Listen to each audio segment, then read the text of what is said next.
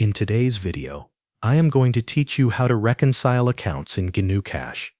Start by opening GnuCash on your computer. Once the program is open, load your existing GnuCash file so you can access your accounts and transaction history. Next, go to the Accounts tab and find the account that you want to reconcile. Double-click that account to open its register. This will show you all the transactions recorded for that account. Now move to the Actions menu at the top of the screen.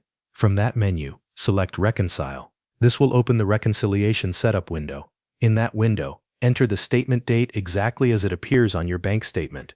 Then enter the ending balance shown on that same statement. These details are important because GnuCash will use them to compare your records against the bank's records. After entering both values, click OK to begin the reconciliation process.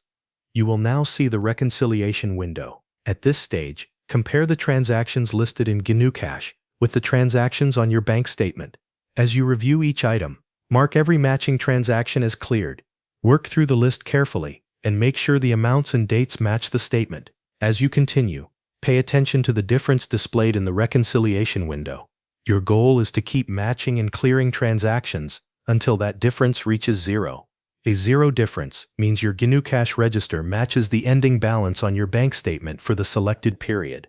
Once the difference is zero, click Finish to complete the reconciliation. This will mark the selected transactions as reconciled in the account register. After finishing, take a moment to review the reconciled transactions in the register. This helps confirm that everything has been updated correctly and that the account now reflects the reconciled status. Finally, save your GnuCash file so your changes are stored properly.